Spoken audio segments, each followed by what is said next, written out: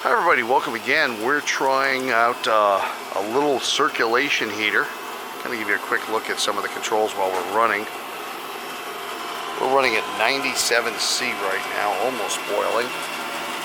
Hope you can see that.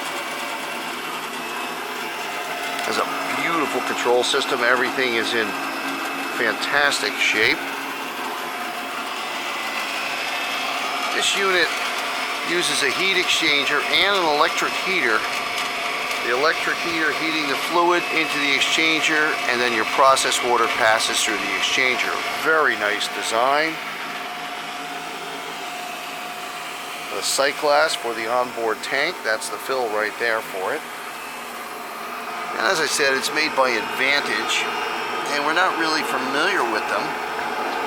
It's running on 230 three-phase voltage.